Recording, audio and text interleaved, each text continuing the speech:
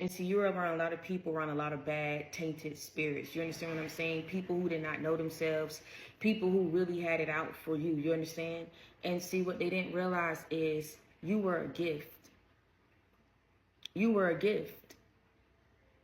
And by you being backed by the Most High, that ties you into an unlimited supply of resources, of opportunities.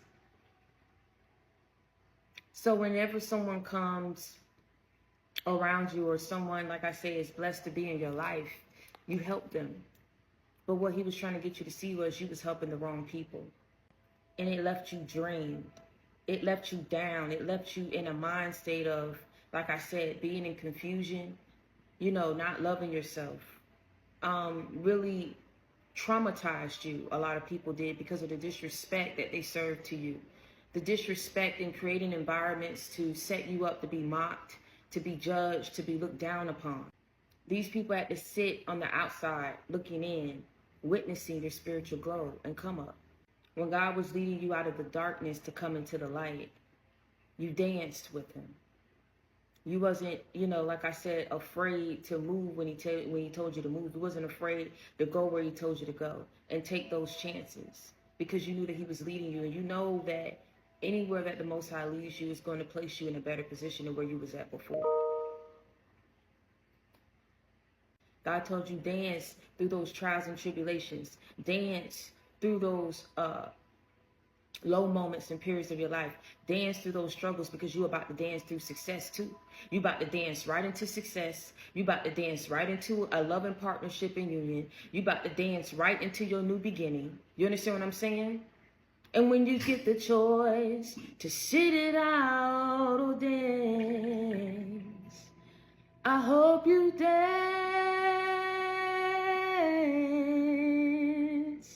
I hope you dance.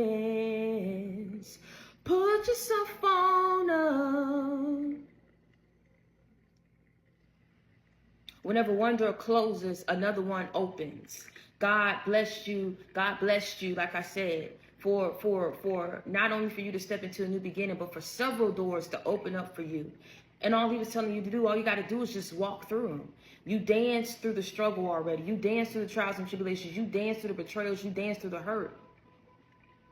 People couldn't respect you for who you were. They couldn't, like I said, because they didn't love themselves. They didn't know who they was. You understand what I'm saying? And what I'm getting is that movie Italian Job, right? Where everybody had a heist. They had this heist that they was trying to pull off. And you noticed how everyone said, okay, when we pull this off, when we get this amount of money or whatever the case may be, this is what I'm going to get. Everyone knew what they wanted to get. But the person who snaked all of them to take them all out and take their money, right?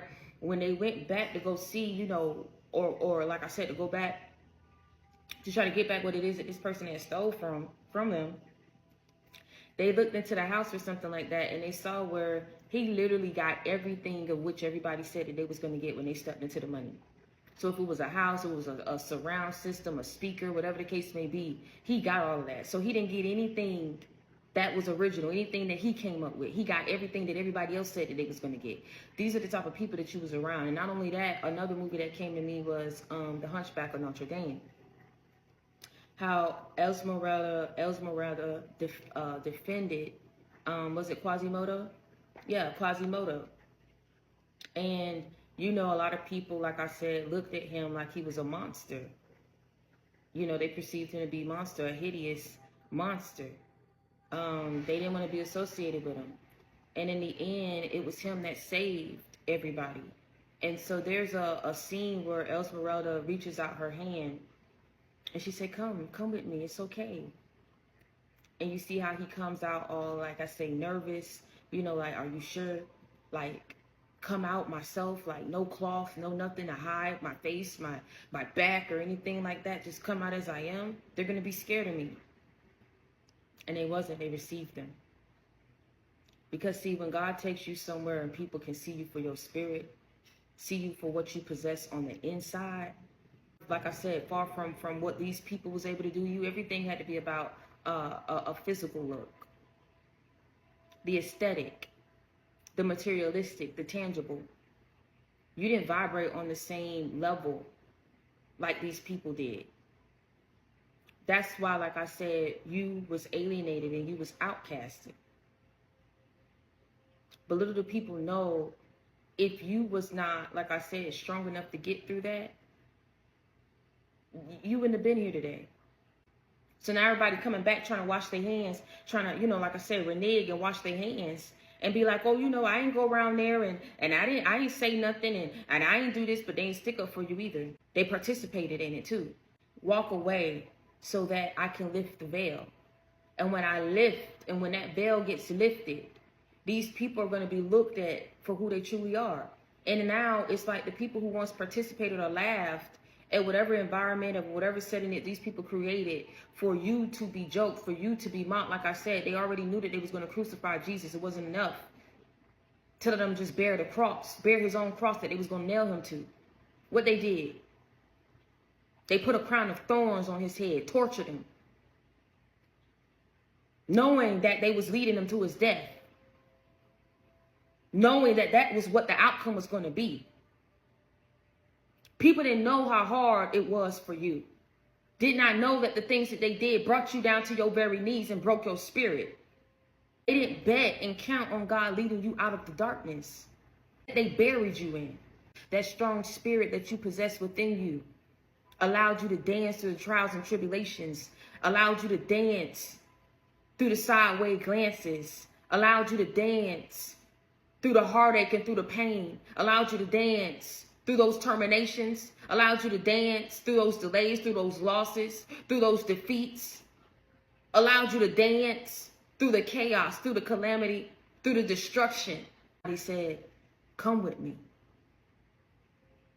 Come with me. I'm about to take you to a place. You grab his hand so he can take you to where it is that he wanted you to be.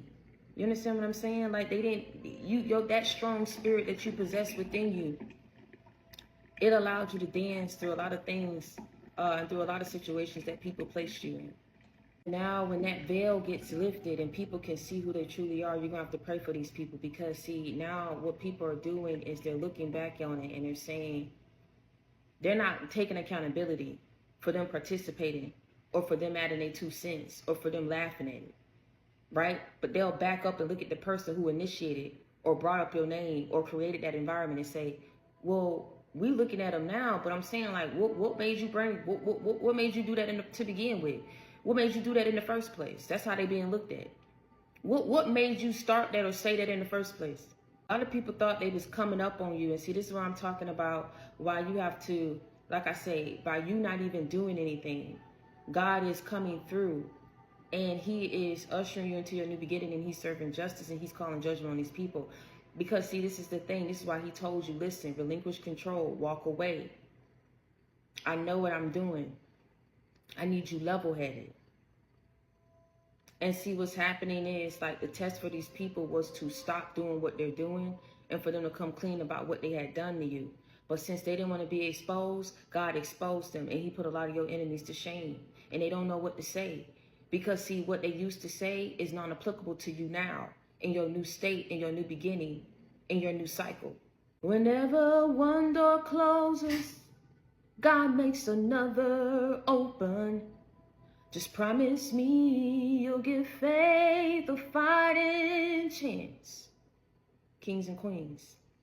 And when you get the choice to sit it out or dance, I hope you dance. I hope you dance. Pull yourself on up. Couldn't keep you down because God's walking with you. So how does it make sense to go against something that could have been long lasting? Huh? They could have been everlasting, long lasting. If a come up is what people wanted. All people had to do, like I said, if it was worth your grain of salt, God said they would have been experiencing that spiritual glow up with you. But whosoever is not in your life in this season, as I'm taking you to where I'm taking you, where you need to be, where you deserve to be, where you should have been a long time ago. If they're not here, they're not meant to be here. Leave them where they're at.